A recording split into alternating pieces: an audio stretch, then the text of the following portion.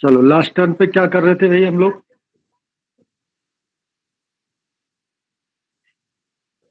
Last turn पे क्या कर रहे थे हम लोग? Work and energy. Work and energy की बात कर रहे थे। और उसमें हम लोगों ने वर्क के बारे में स्टडी किया था कि वर्क कैसे कैलकुलेट करते हैं। हमने वर्क के बारे में बताया था कि work is the product of force in the direction of displacement and displacement. यानी जरूरी ये होता है कि आपका जो फोर्स होना चाहिए वो always in the direction of displacement होना चाहिए। ठीक है। आप बॉडी पर किसी भी डायरेक्शन में फोर्स अप्लाई करो, but you have to take the component of force जो आप लेंगे वो डिस्प्लेसमेंट के डायरेक्शन का फोर्स लेंगे। और वो जब हमने वर्क डन की बात किया था तो वर्क डन आ गया था W equal to F D cos theta. ठीक है। इसके बेसिस पर हमने वर्क डन को देखा, कब पॉजिटिव होता है कब नेगेटिव होता है। ये सारी बातें हमने पढ़ा, कब जीरो वर्क डन होता है। ठीक। और इसके डेली लाइफ में क्या क्या एग्जांपल्स हैं ये हम लोगों ने कल की टॉपिक में देखा था। अब अगला टॉपिक आता है कि जो वर्क डन हमें कैलकुलेट करना है वो ऐसे ऑब्जेक्ट के लिए करना है जो जहां पर आपका फोर्स वेरिएबल फोर्स है। तो वर्क अभी तक हम जो बात करते हैं ये सारे केसेस में ये जो work done is equal to F D cos theta आप बात करते थे, यहाँ एफ हमेशा कांस्टेंट होता था। लेकिन ये कोई जरूरी नहीं है कि एफ कांस्टेंट हो। ठीक है। इट में वेरी एट इन इंस्टेंट। तो अगर वेरिएबल फोर्स है तो वर्क डन कैसे निकालते हैं वो देख लेते हैं। तो work done by variable force, यानी किसी भी बॉडी पर आपने वेरिएबल फोर्स लगा रखा है और उस केस में वर्क डन क्या आएगा जरा उसको देखें। तो इसका एक ही तरीका है, ग्राफिकल मेथड से हम काम करेंगे। ये फोर्स एक्सिस है, ये डिस्प्लेसमेंट एक्सिस है। सपोज कर लो कि कोई भी बॉडी है वो यहां से ऐसे आपकी मूव कर रही है, तो आप यहां पर देख सकते हो किसकी फोर्स वेरी कर रही है। देख चेक कर लो, यहाँ पे फोर्स इतनी है और इस जगह पर फोर्स इतनी है। ये आएगा फोर्स और यहाँ पर ये आएगा force. It means through out the movement या डिस्प्लेसमेंट बॉडी की जो हो रही है उसमें फोर्स वेरी कर रहा है। इसको वेरिएबल फोर्स कहेंगे। अब प्रॉब्लम ये आती है कि हम कैसे कैलकुलेट करें कि वर्क डन वेरिएबल फोर्स का क्या होगा। सपोज कर लो कि ये डिस्प्लेसमेंट यानी इसकी position x equal to A पे थी, finally body x equal to B तक जा रही है।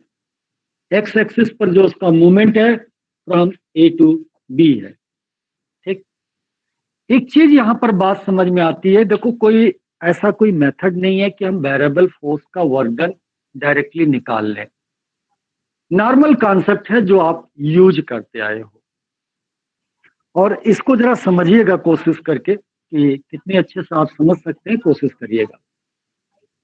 जरा यहाँ की सिचुएशन देखिए, ये फोर्स है और यहाँ की फोर्स को जरा देखिएगा। बहुत क्लियरली आपको ये डिफरेंस विजुलाइज हो रहा है। इतना डिफरेंस है फोर्स में, दोनों ही फोर्सेस का डिफरेंस इतना है। चलिए नो बेटा यहां पर आवाज लगा के मत पढ़ो, ये आवाज जाती है बेटा, वो बच्चे भी डिस्टर्ब होते हैं। अब अगर हमने इसको और पास में कर दिया यानी डिस्प्लेसमेंट को कम कर दें तो डिफरेंस और कम हो गया। You sit here, you sit here, then the difference of force becomes much much more lesser. चलिए अब और कम कर देते हैं, यानी डिस्प्लेसमेंट अब केवल इतने रह गया। इसको हटा दो, हो सकता है कंफ्यूज हो आप। अब हमने केवल डिस्प्लेसमेंट को इतना रखा तो फोर्स का डिफरेंस और कम हो गया। इट मीन्स इन तीन बातों से, जो तीन शिफ्टिंग हमने किया, इन तीनों शिफ्टिंग से एक चीज नजर आ रही है कि जैसे जैसे हमारा डिस्प्लेसमेंट कम होगा, the force is going to be minimizes, यानी डिफरेंस ऑफ फोर्स जो होगा वो कम होने लग रहा है। डिस्प्लेसमेंट कम तो फोर्स का जो डिफरेंसेस है वो कम हो रहा। अगर ये डिफरेंस, अब जरा देखो, हम इनफाइनेटली वेरी स्मॉल ले लें, ये ले लिया। अब इससे पतला हम नहीं दिखा सकते क्योंकि ये इनफाइनेटली स्मॉल तो नहीं है डायग्राम के अकॉर्डिंग, बट इमेजिन करो कि ये इनफाइनेटली स्मॉल हो जाए। तो नो डाउट आप देख रहे हो ये फोर्स और इस फोर्स में इसका लेवल इतना है और ये और आगे आ सकता है क्योंकि हम इनफाइनेटली स्मॉल की बात कर रहे हैं। तो अगर इन दोनों फोर्स में देखें तो there is a very very less difference, यानी जितना डिस्प्लेसमेंट हमारा छोटा होता चला जाएगा, फोर्स क्या बढ़ती जा रही है, ऑलमोस्ट सेम होता चला जा रहा। तो हम इस कॉन्सेप्ट पे काम करेंगे कि वेरी स्मॉल डिस्प्लेसमेंट पे काम करेंगे, and let that very small displacement is here dx। और जब वेरी स्मॉल होगा तो ऑलमोस्ट, चूंकि इस फोर्स और इस फोर्स में बहुत अंतर नहीं है, बिल्कुल ना के बराबर अंतर है, तो that force regarded as a constant force, यानी तब उसको हम एक्ट लेंगे कि वो कांस्टेंट फोर्स काम कर रहा है। तो क्या किया मैंने, केवल डिस्प्लेसमेंट को मिनिमाइज कर दिया, बहुत मिनिमाइज कर दिया, एकदम बिल्कुल पास में कर दिया। और जब डिस्प्लेसमेंट को हम मिनिमाइज करेंगे तो variation of force almost cease कर जाएगा, बहुत डिफरेंस नहीं रह जाएगा, then we can say the force is constant. दूसरी चीज यहां पर जरा देखना, जब फोर्स कांस्टेंट हो गया तो इसकी जो एरिया आ रही है,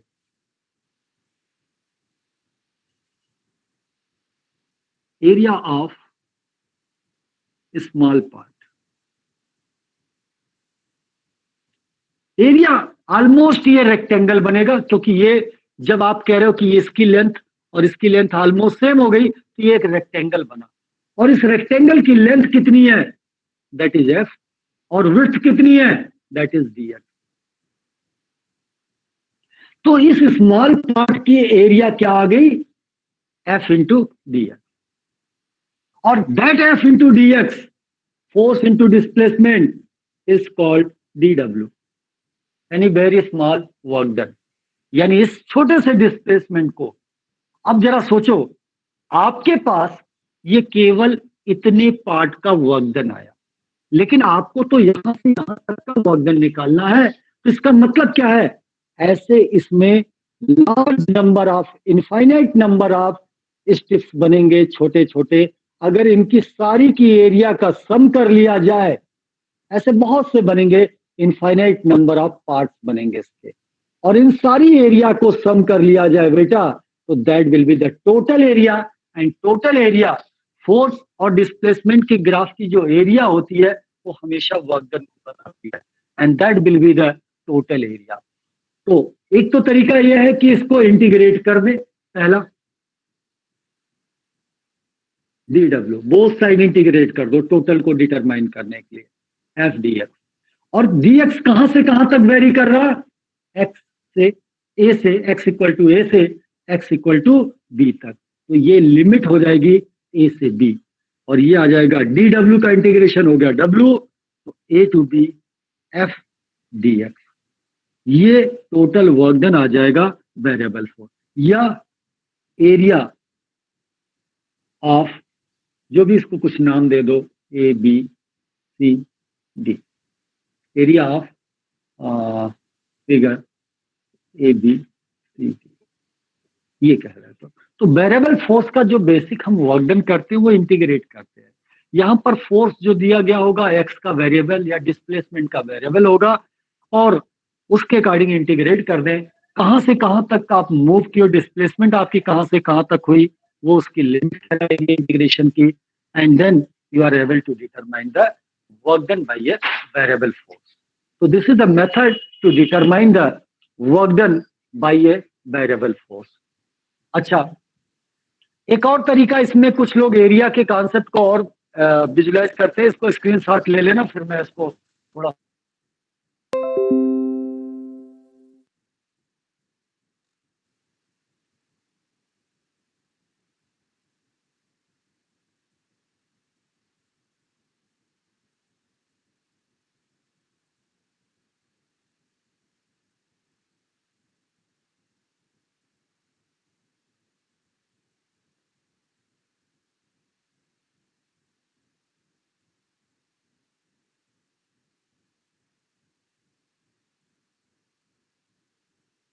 दैट इज कॉल्ड FDX. ऐसे ही ये भी बनना, सब बन रहे हैं, हमने पास पास जान के नहीं किया. तो हम क्या लिख सकते हैं, समेशन. इसको क्या कहते हैं, समेशन F ऑफ DX. यानी सारे FDX का अगर सम कर लिया जाए, ऐसे जितने भी FDX बन रहे हैं उनका सम कर लिया जाए तो भी टोटल वर्क डन होता. और आपको मैंने तब भी कहा था, और ये कहां से कहां तक वेरी कर रहा, ए से बी तक. और इसी समेशन को याद करिए, तो मैंने कहा था कि इंटीग्रेशन का मतलब ही होता है summation A to B FDX. तब भी वर्क डन आ जाएगा. ठीक है, तो कुछ जगह पे आपको ऐसे समेशन करके भी कराते हैं कि वर्क डन कैसे निकालेंगे वेरिएबल फोर्स के कारण से. तो this is the way to calculate the work done by a variable force. कैसे वेरिएबल फोर्स के कारण हम वर्क डन निकालेंगे. तो दिस इज द टेक्निक बेटा टू डिटरमाइन. इसके अलावा और कोई रास्ता नहीं होता है इसको निकालने का. ठीक, अब दो चीजें और आती हैं.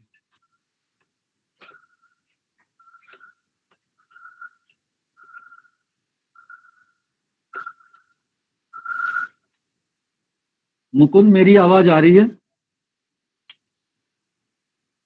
बड़ी बड़ी शांति थी, तो मैंने कहा, मुझे लगा थोड़ा डाउट हो गया. Conservative and non conservative forces.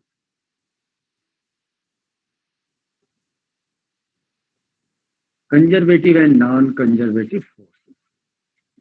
Forces भी दो तरीके की होती है, कंजर्वेटिव और नॉन कंजर्वेटिव. क्वेश्चन ये आता है कि कंजर्वेटिव किसको कहते हैं और नॉन कंजर्वेटिव किसको कहते हैं. एक ऐसा फोर्स जिसके द्वारा work done independent on the path followed by it. यानी एक ऐसा फोर्स जिसके द्वारा किया हुआ वर्क उसकी पाथ पर इंडिपेंडेंट हो, ऐसे फोर्सेस को कंजर्वेटिव फोर्सेस कहते हैं. यानी जैसे एग्जाम्पल में सबसे बेस्ट एग्जाम्पल है ग्रेविटेशनल फोर्स.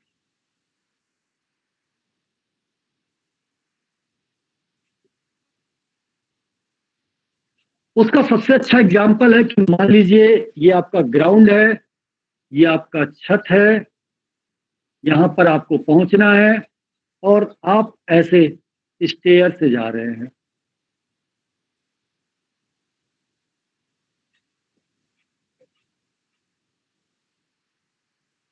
एक रास्ता ये हो गया कि एक आदमी ऐसे ऐसे जा रहा है यहाँ पर छत पे पहुंचा, और दूसरा रास्ता हो गया कि बाई एनी मीन्स ये डायरेक्टली पहुंच रहा है.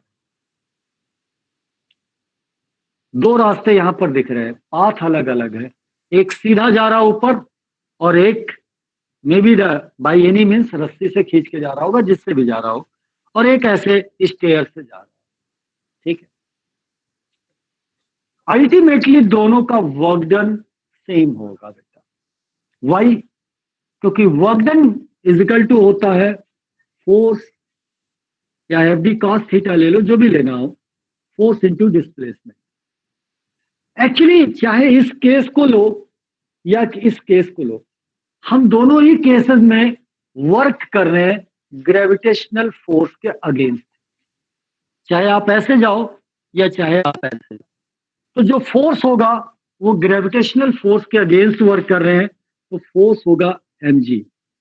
आप ऐसे भी जाओगे, आप ऐसे भी जाओगे, ग्राउंड लेवल से आपका जो डिस्प्लेसमेंट होगा वो केवल h ही हो रहा है। जो आप एक्चुअल कवर कर रहे हो वो ग्राउंड लेवल से आपका डिस्प्लेसमेंट कितनी हो रही है, हाइट, आप h चल रहे हो, तो that will be the work done. तो दोनों के केस में जो वर्क डन आएगा वो सेम आएगा, चाहे आप सीढ़ियों से चढ़ करके जाए और चाहे आप सीधा चढ़े। That is the reason gravitational force is said to be conservative force. ठीक है, एक ऐसा फोर्स जिसके द्वारा किया हुआ work done, a force by which work done is independent on its path, that force, such type of forces or that type of forces are called conservative forces. But अगर उसकी पाथ पे depend कर रहा है, work done depends on the path followed by the object, then such type of forces are called non-conservative force. Frictional force आपकी path पे depend करता है, क्योंकि किसी रास्ते का अलग फोर्स ऑफ फ्रिक्शन होगा, किसी रास्ते का अलग फोर्स ऑफ फ्रिक्शन होगा। तो frictional force is a non conservative forces, whereas the gravitational force is conservative forces. ठीक है, तो what are the conservative forces and non conservative force, उसका डिफरेंस इतना है कि वर्क डन अगर पाथ पे डिपेंडेंट है तो वो नॉन कंजर्वेटिव है, वर्क डन अगर पाथ पे इंडिपेंडेंट है तो ऐसे फोर्सेस को हम कंजर्वेटिव फोर्सेस कहते हैं। तो these are some examples of the conservative and non conservative forces की बात कर रहे हैं। Now next topic is the power. पता है सबको, ये कोई नई बातें नहीं है। पावर क्या होता है? The rate of doing work, the rate of doing work is known as the power. यानी किस रेट से आप वर्क को परफॉर्म कर रहे हो। घोड़े और गधे में अंतर यही होता है बेटा।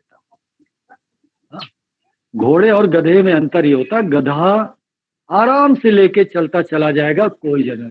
स्मार्टनेस, आजकल एक वर्ड यूज करें, स्मार्ट वर्क, वर्क करना और स्मार्ट वर्क करना। तो कहीं ना कहीं स्मार्ट और वर्क में पावर की बात आ जाती है। देखो, गधे के ऊपर कितना भी लाद दो वो लेके आराम से जाएगा, 2 दिन में पहुंचेगा। घोड़े के ऊपर लादेगा नहीं, लेकिन उस काम को परफॉर्म जो करेगा वो बहुत फास्टर वे में परफॉर्म करता है। ठीक है, तो अगर गधे को देखना तो उसका मतलब है कि वो energy, having a capability to do the work is called energy, ability to do the work is called energy. गधे के पास हो सकता है कैपेबिलिटी ज्यादा हो, क्योंकि अक्सर वो लोड कैरी करने के काम में आता है। अक्सर आप ब्रिक फील्ड पे चले जाइए, ईंट के जो भट्टे होते हैं उस पर देखिए, वो खच्चर कहलाते हैं, I think they are called. उनके ऊपर इतनी ब्रिक्स लाद देते हैं और वो बेचारे धोते हुए चलते रहते हैं आराम से, मस्ती से। ठीक है, तो capability to do the work, ability to do the work is more. ठीक, लेकिन फास्टर कौन वर्क को परफॉर्म कर रहा, आपने अपनी क्लास में भी देखा होगा, वो कहीं ना कहीं पावर को ही इंडिकेट करता, ऑल्दो अदर फैक्टर्स है। एक टीचर कोई स्टेटमेंट बोल रहा है, सारे बच्चे लिख रहे हैं। ठीक है, कोई बच्चा उसको 1 मिनट में कर लेता, कोई 2 मिनट में करता, और कोई ये भी पूछता सर आपने कहा क्या। हालांकि उसके पीछे अटेंशन भी होती है कि उसकी क्लास में कितनी अटेंशन है, वो उस बात पे भी डिपेंड करती है उसकी राइटिंग। मैं यहाँ पर राइटिंग स्पीड की बात कर रहा हूँ। तो अगर राइटिंग स्पीड, मैटर एक ही है, ऑलमोस्ट कॉपियां एक ही है, फ्रिक्शन को थोड़ा बहुत छोड़ दिया जाए, ऑलमोस्ट फ्रिक्शन में बहुत नॉमिनल वेरिएशन होगी, both are working, both are same age group, तो ये मान के चल रहे हैं कि दे में पोजेस एनर्जी, सेम एनर्जी होगी उनके पास, एक ही एनर्जी लगभग होगी, बहुत अंतर नहीं होगी एनर्जी का। तो ऐसे केसेस में एक वर्क को फास्टर परफॉर्म कर रहा और एक स्लोअर परफॉर्म कर रहा, तो कहीं ना कहीं पावर को इंडिकेट कर रहा है। जरा इसको बात कर ले। और तो power can be written as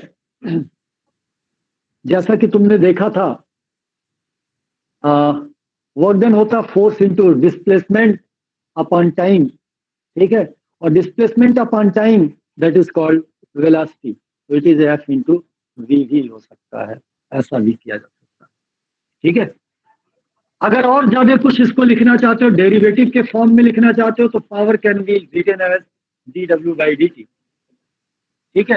यानी वर्क डन का टाइम के रिस्पेक्ट में डेरिवेटिव निकाल लें तो that can be written as a power. और डी डब्ल्यू की वैल्यू आपको पता है, F vector dot d s vector upon d t, तो d s upon d t क्या हो जाएगा, वेलोसिटी वेक्टर। तो वेक्टर फॉर्म में आप ऐसे लिख सकते हो, P is equal to F vector dot V vector भी आप लिख सकते हो। यानी एक्चुअली पावर फोर्स और वेलोसिटी का डॉट प्रोडक्ट भी होता है। Power is a scalar quantity, ठीक है ये, और आप जानते हो कि डॉट प्रोडक्ट से आपको रिजल्ट जो मिलता है ये स्केलर ही मिलती है, and that is called scalar quantity.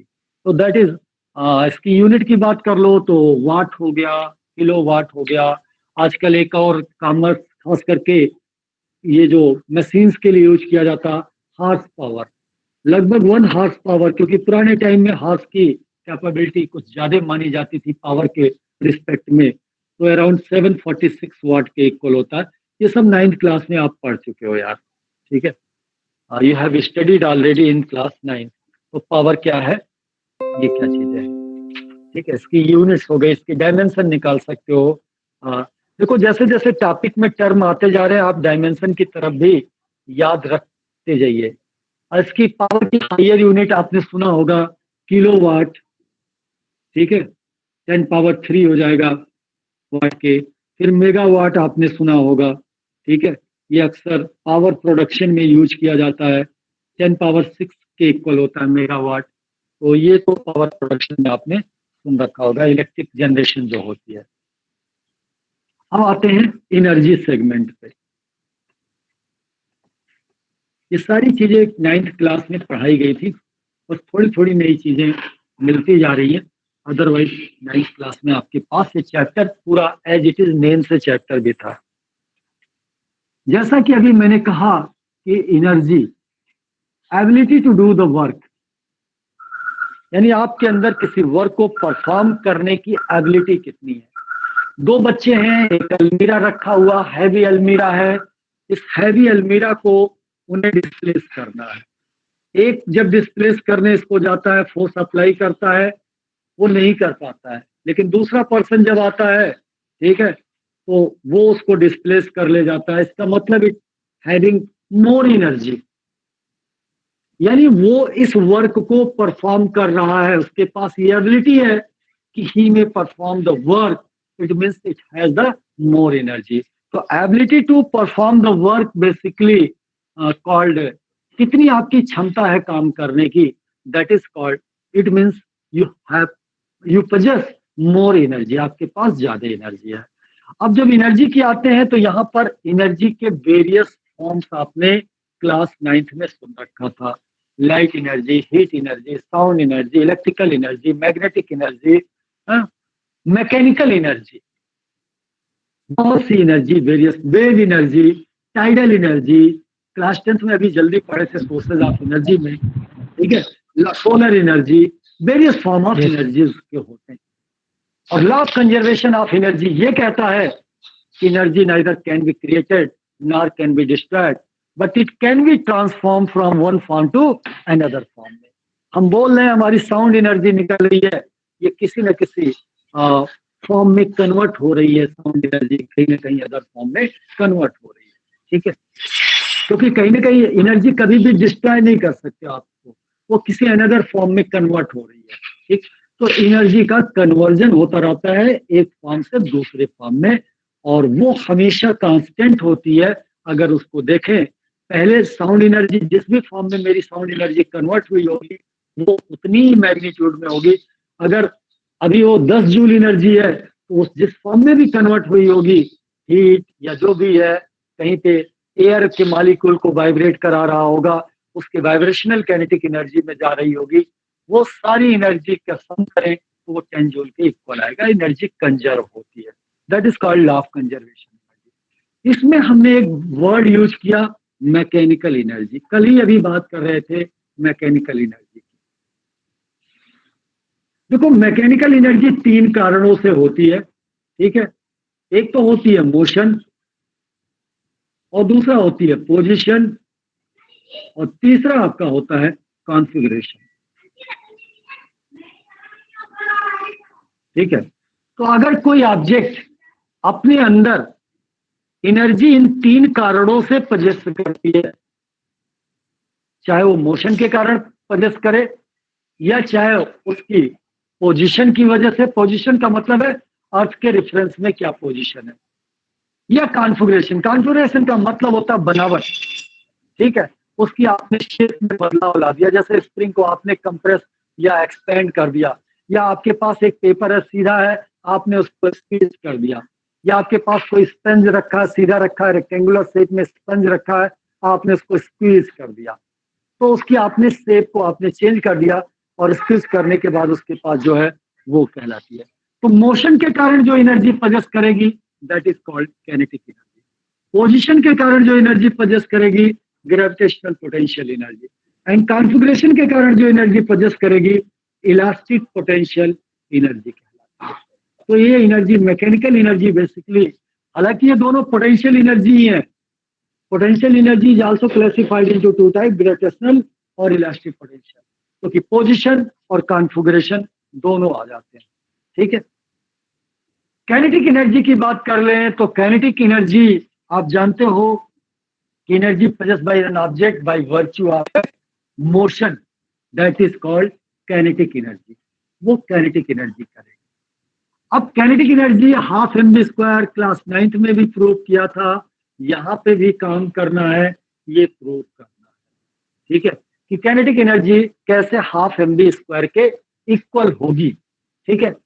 तो सपोज कर लो कि कोई एक ऑब्जेक्ट है जिसको आपने एक फोर्स लगाया, और फोर्स लगाने से वो ऑब्जेक्ट डिस्प्लेस हो गई, और let the displacement is certain, dx ले लो या ds ले लो, व्हाट एवर द यूज। तो सबसे पहले तो आप ये देखो कि इसका स्मॉल वर्क डन कितना होगा। मान लीजिए हमने वेरी स्मॉल डिस्प्लेस किया, तो work done is equal to basic formula f into D, small work done f into dx। f जानते हो ma इंटू dx। ए क्या कहलाता है बेटा, dv बाई dt। ए को कहते हैं dv by dt into dx, and dx by dt, dx by dt that is called v। Now integrate कर दीजिए बोथ साइड, तो dw is equal to mv dv। m constant है क्योंकि variable dv है, ये आ जाएगा w, मास बाहर आ गया, v का इंटीग्रेशन हो जाएगा v स्क्वायर बाई 2। तो this work done is equal to half mv square. और यही जो वर्क करते हैं इस ऑब्जेक्ट को डिस्प्लेस करने में, मूव कराने में जो वर्क किया, that is stored in the form of kinetic energy. तो kinetic energy is equal to half mv square. तो इस तरीके से काइनेटिक एनर्जी हम यहाँ पर करेंगे। वो बच्चों वाली हरकतें मत करना जो हम वहां करते थे 9th क्लास में, ठीक है। We are expecting like that one. आप वहां पता नहीं क्या, उससे कुछ बच्चे तो ऐसे भी करते हैं, पता नहीं मुझे याद नहीं आ रहा, वो B square minus U square equal to 2as से करते हैं, ठीक है। इसको पता नहीं किससे मल्टीप्लाई, एम से मल्टीप्लाई करते हैं या क्या करते हैं, और उसके बाद आ जाता है वो सारी चीजें, ठीक है। तो ऐसे मत करना, इस तरीके से, इस तरीके से थोड़ा सा मेच्योर हो गए तो मेच्योरिटी के तरीके से वर्क करना, कि हमने एक ऑब्जेक्ट के ऊपर फोर्स लगाया और ऑब्जेक्ट डिस्प्लेस हो गई, वेरी स्मॉल डिस्प्लेसमेंट दिया, then the work done will be this one, F M A होता है ए dv बाई dt हो गया। एक्सेलरेशन आपने जब हम बताए थे तो ये dv बाई dt के इक्वल होता है। Rate of change of velocity वैसे भी दिख रही है यार, rate of change of velocity that is called acceleration. So it is a dv by dt, और dx by dt distance upon time that is called velocity. ये velocity हो गई। तो m into V, now integrate कर दो। Variable क्या है v, मास बाहर आ गया, v का इंटीग्रेशन होता है v square by 2, so that is half mv square. So this work done is, इस बॉडी को यहाँ से यहाँ तक मूव कराने में जो वर्क डन किया, वही वर्क डन एक काइनेटिक एनर्जी के रूप में स्टोर होती है बेटा। बेसिकली इसीलिए एनर्जी और काइनेटिक एनर्जी ये सब एक ही चीजें हैं, work done all are same thing. जब डायमेंशन पढ़ रहे थे तो वर्क और एनर्जी की डायमेंशन सेम आ रही थी बिकॉज ऑफ दिस रीजन, ठीक है। एक और चीज आती है यार, यहीं पे एडअप कर लेते हैं, वर्क एनर्जी थ्योरम, क्योंकि इसी से काम करना है तो फिर हम यहीं पे काम कर लेते हैं, बस माइन्यूट चेंज करेंगे हम यहाँ पर।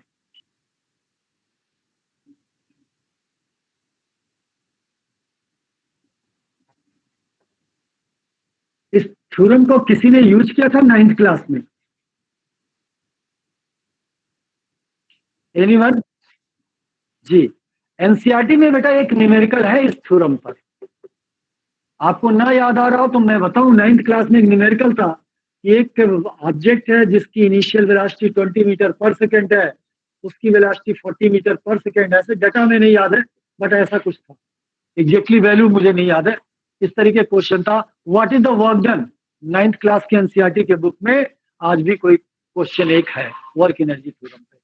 तो टीचर इसको अलग अलग तरीके से कहते हैं, कुछ लोग एक्सेलरेशन निकाल करके फिर डिस्प्लेसमेंट निकाला फिर वर्क डन निकाला, अपनी अपनी तरीके से कराते हैं, but basically it is a concept of work energy theorem, ठीक है। कैसे वर्क एनर्जी थ्योरम क्या कहता है कि किसी भी मूविंग बॉडी का, अगर कोई भी बॉडी एक्सेलरेट कर रही है या रिटार्ड कर रही है, दोनों चीजें हो सकती है, एक्सेलरेट भी कर सकती है रिटार्ड भी कर सकती है, तो जो नेट वर्क डन होगा वो बॉडी का, that is always equal to change in its kinetic energy. अभी यहाँ के रेफरेंस में पढ़ा रहा हूँ, इस चैप्टर के रेफरेंस में। वर्क एनर्जी थ्योरम का बड़ा ब्रॉडर मीनिंग है क्योंकि आगे भी यूज आएगा। एक थ्योरम है बर्नौलीज थ्योरम, आगे जब हम पढ़ेंगे हाइड्रोडायनेमिक्स में तो वहां पर बर्नौलीज थ्योरम आता है, वहां पर उसकी डेरिवेशन जो होती है वर्क एनर्जी थ्योरम से ही होती है, ठीक है। तो वर्क एनर्जी थ्योरम का बेसिक यहाँ पर जो मीनिंग हुआ है, ये बेसिकली कोई बॉडी मूव कर रही है उसके लिए है। वर्क एनर्जी थ्योरम ये कहता है कि the net work done on a body is always equal to change in its kinetic energy. लेकिन रियल प्रैक्टिस में इस चैप्टर के लिए तो सही है, वास्तव में वर्ड क्या होता है? चेंज इन एनर्जी होता है, कोई जरूरी नहीं है बेटा। फॉर एग्जाम्पल मैं तुम्हें बताऊं, एक मान लीजिए आप मल्टी स्टोरी बिल्डिंग में किसी रहते हो, आपका घर फर्स्ट फ्लोर पे है और आपका फ्रेंड है सेकंड फ्लोर पर, ठीक है। आप फर्स्ट फ्लोर से सेकंड फ्लोर पर उसको किसी ऑब्जेक्ट को पहुंचाना चाहते हो या अपनी बुक पहुंचाना चाहते हो। आप जरा देखो, फर्स्ट फ्लोर पे जो बुक होगी उसकी अपनी ग्रेविटेशनल पोटेंशियल एनर्जी है, जब वो सेकंड फ्लोर पे जाएगी ग्रेविटेशनल पोटेंशियल एनर्जी बदल जाएगी, ठीक। यानी there is a change in gravitational potential energy and that change in gravitational potential is always equal to the work done by you to send the book on the second floor.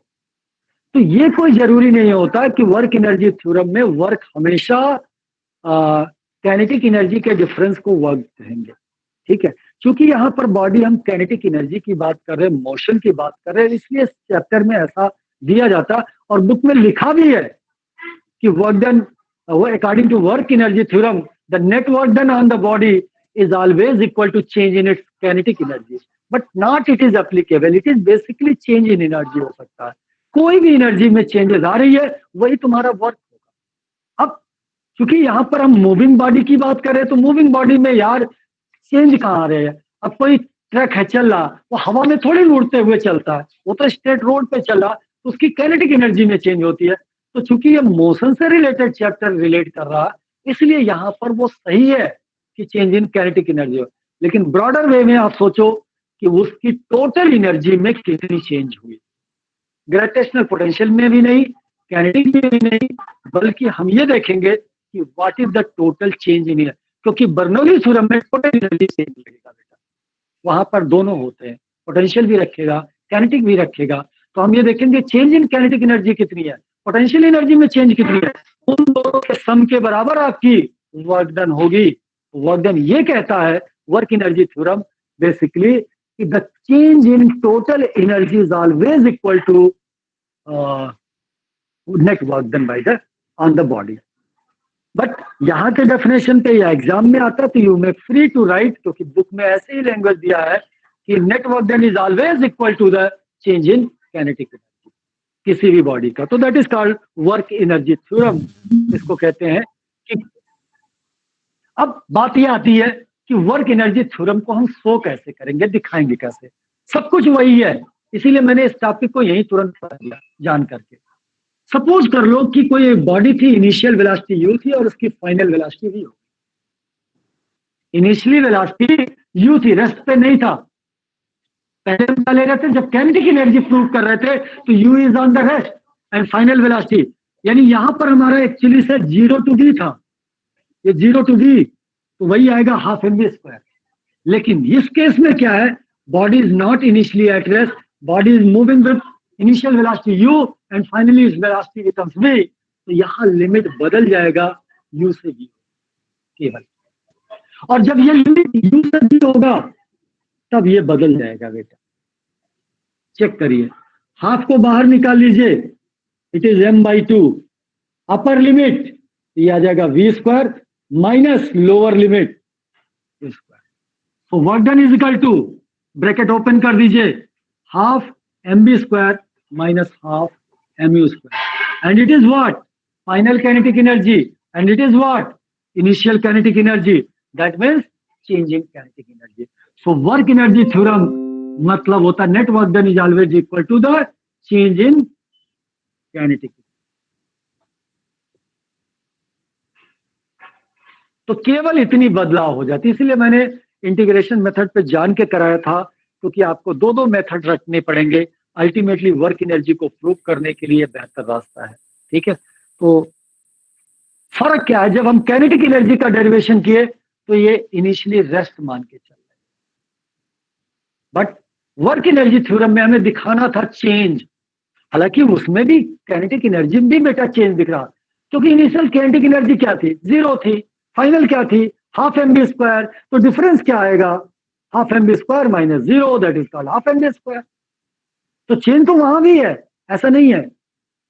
ठीक है, but इसको थोड़ा सा लिखने से बच्चों को visualise होना हो जाता है कि नहीं यार, ये तो फाइनल काइनेटिक एनर्जी है, ये इनिशियल काइनेटिक एनर्जी है, दोनों के काइनेटिक एनर्जी के डिफरेंस को ही वर्क डन कहते हैं, और यही वर्क एनर्जी थ्योरम.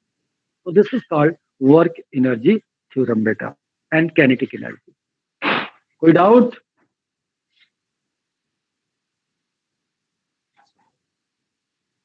चलिए ग्रेविटेशनल पोटेंशियल एनर्जी की बात कर ले.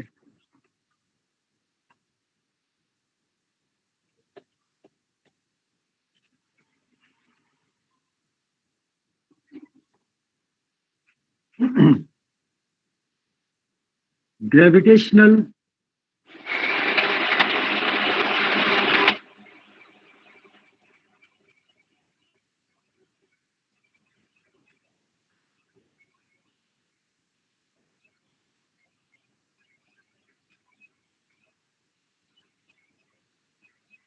The energy possessed by an object by virtue of its position. उसकी पोजीशन के कारण कितनी एनर्जी रखता है. तो आप देखिए, ये मान लीजिए कोई ग्राउंड लेवल है, एक ऑब्जेक्ट है मास m का, यहाँ पे रखा है, तो इसका वेट डाउनवर्ड डायरेक्शन में ऐड करेगा.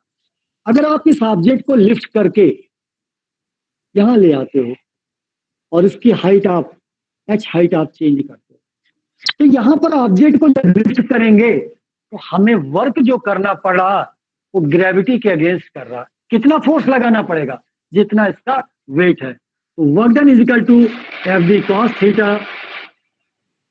फोर्स कितना लगाना पड़ा, mg. किसी भी ऑब्जेक्ट को लिफ्ट करने में जो फोर्स लगेगा equal to the weight. Displacement कितनी है, और हमने फोर्स कहाँ लगाया, ऊपर, डिस्प्लेसमेंट भी ऊपर, तो थीटा क्या हो गया, 0 degree. Work done is equal to mgh, and this work done is known as the potential energy mgh. So this is a gravitational potential energy. Actually, potential energy is also how much you have done the work to raise this particular object from this position to that position. यहाँ पर ये भी देखो, अंतर देखो, यहाँ potential energy 0, यहाँ mgh, difference कितना आएगा mgh. तो पोटेंशियल एनर्जी में भी चेंज आपकी कहलाती है वर्क डन के इक्वल होती है. तो इसीलिए मैंने आपको एडअप कराया शुरू में कि बुक में जरूर देते हैं ये लोग, कि पता नहीं क्यों देते मुझे. अब या तो बच्चों की अंडरस्टैंडिंग को ध्यान में रखते हुए देते होंगे, लेकिन उसको लिखना चाहिए सही स्टेटमेंट मेरे अकॉर्डिंगली कि चेंज इन एनर्जी होना चाहिए जब भी होना चाहिए. अब एनर्जी के अपने वेरियस फॉर्म होते हैं. तो सर पोटेंशियल एनर्जी के केस में भी वर्क एनर्जी थ्योरम हम लोग अप्लाई कर सकते हैं? बिल्कुल. और बेटा जो आप तैयारी कर रहे हो उसमें लगता है, उसमें क्वेश्चन बहुत मिलेंगे. अगर वर्क डन कहीं निकालना है, change in potential, change in energy निकालिए आप, जो भी फॉर्म में चेंज हो रहा वो निकाल लीजिए, काम हो जाएगा. स्प्रिंग वाले में से स्प्रिंग वाले जो क्वेश्चंस आते हैं उसमें तो पोटेंशियल एनर्जी हुआ ना एक तरीके से इलास्टिक. बिल्कुल हुआ, बिल्कुल हुआ. किसी में भी चेंज हो, आज का ये लास्ट टॉपिक होगा, इलास्टिक पोटेंशियल एनर्जी.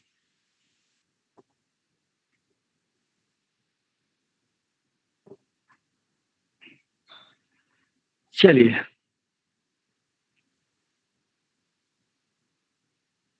ये आपके पास कोई स्प्रिंग है, इसकी नॉर्मल पोजीशन है, ठीक है, ये इसकी नॉर्मल पोजीशन है, यानी कहीं पर कोई फोर्स नहीं लगा है. जब हमने इस पे एक फोर्स लगाएंगे तो ये एक्सपेंड हो गई, और एक्सपेंड होकर के सपोज कर लेते हैं कि इसकी जो एक्सपेंशन है, लेट इट इज एक्स. जैसे ही स्प्रिंग को हम एक्सपेंड करेंगे फोर्स लगा करके, ये स्प्रिंग के अंदर एक टेंडेंसी आती है to brought back its mean position पे. ये स्प्रिंग कोशिश करती है कि अपनी ओरिजिनल पोजीशन पे हम रिटर्न हो जाए, ठीक है. इस फोर्स को रेस्टोरिंग फोर्स कहते हैं. And this restoring force is directly proportional to the expansion और मे बी द कंप्रेशन. कितना इसमें एक्सपेंशन, जितना ज्यादा आप एक्सपेंड करोगे उतनी तेजी से वापस आएगी.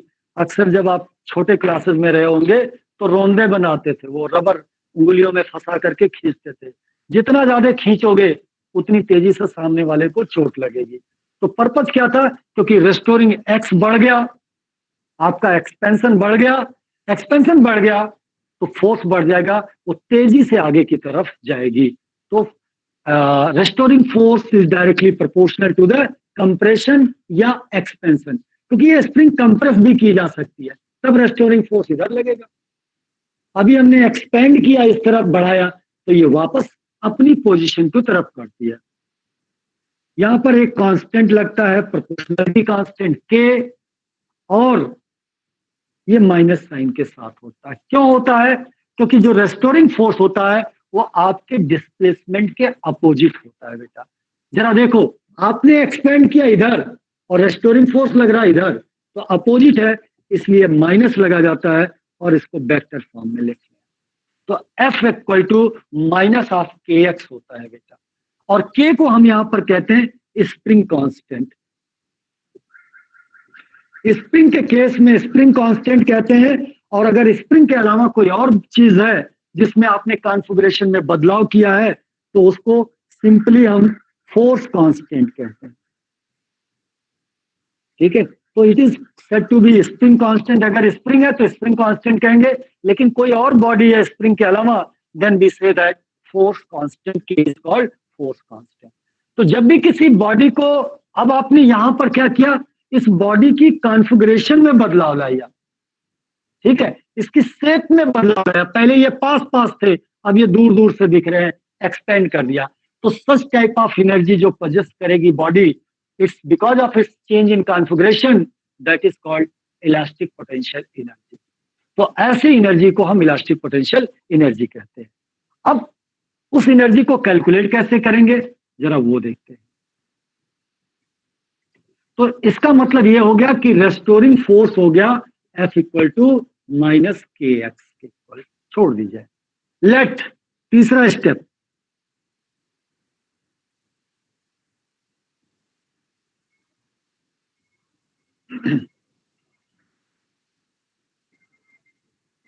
Let the spring is further displace bye dx, यानी पहले आपने x खींचा था और उसके बाद से आपने थोड़ी सी मूवमेंट और दे दी, वेरी स्मॉल डिस्प्लेसमेंट और एक्सपेंड कर दिया। आप जानते हो कि ऑलरेडी इसके पास रेस्टोरिंग फोर्स इधर लग रही थी और आपने और खींचा, तो डेफिनेटली है कि रेस्टोरिंग फोर्स के अगेंस्ट आपने वर्क किया। आपने क्या किया? You have done work against the restoring force. तो what will be the work done? dw is equal to, या सिंपली लिख लो w is equal to fd cos theta. चूंकि आपने वेरी स्मॉल डिस्प्लेसमेंट लिया है तो हम इसको dw, फोर्स कितना है माइनस kx है रेस्टोरिंग फोर्स, डिस्प्लेसमेंट कितना लिया आपने अभी dx, और थीटा कितनी हो गई 180 degree. Why? Displacement is here and restoring force is here, तो एंगल कितनी आ रही है 180 डिग्री। cos 180 की वैल्यू कितनी होती है -1, तो dw is equal to kx dx, क्योंकि इसका माइनस प्लस हो गया। Now integrate it, kx dx, dw का क्या हो गया, w के कांस्टेंट है बाहर आ गया, और इसका हो जाएगा बेटा x का इंटीग्रेशन क्या होता है x स्क्वायर बाई 2, तो half kx square, and that is the this work done is stored in the form of elastic potential energy, किसके इक्वल होती है हाफ kx स्क्वायर के इक्वल होती है। तो that will be your elastic potential energy. बेटा कोई doubt है किसी को? सर फोर्स रिस्टोरिंग फोर्स के अपोजिट डायरेक्शन में एक्ट करेगा। अच्छा एक बात बताओ, तुम चेयर पे बैठे होगे ना? Yes sir. तुम्हारा भाई पीछे से आके चेयर को ऐसे बैक के खींचे, थोड़ा सा खींच दे, तो चेयर की टेंडेंसी क्या करेगी? अगर वो छोड़ दे उसकी टेंडेंसी कहाँ होगी? सर बैकवर्ड ग्राउंड पे गिर जाएगी, वापस आने की होगी ना। That force is basically called restoring force. कई बार बैठे हो चेयर पे, तुम्हारा भाई आकर के ऐसे चेयर को खींचता है हल्का सा, उसको कोई पता नहीं गिराना नहीं है दीदी को, लेकिन वो क्या करता है ऐसे पुल करता है पीछे की तरफ और छोड़ देता है। तुम उतने में डर जाते हो, लेकिन आप देखते हो चेयर वापस चली जाती है। तो बेसिकली यहाँ पर उसकी एक्चुअल पोजीशन को आपने चेंज किया है, तो जिस फोर्स से वो अपनी ओरिजिनल पोजीशन को रिगेन करने की कोशिश करता है, that force is called restoring force. और रेस्टोरिंग फोर्स डेफिनेटली है कि जिधर आपने डिस्प्लेसमेंट दिया है डेफिनेटली उसके अपोजिट लगता है। चलो सर तो दीज ऑल आर अबाउट, हाँ बताइए सर, नेचुरल लेंथ पोजीशन और इक्विलिब्रियम में डिफरेंस क्या होता है spring force? Natural length position and equilibrium है सर, इसमें डिफरेंस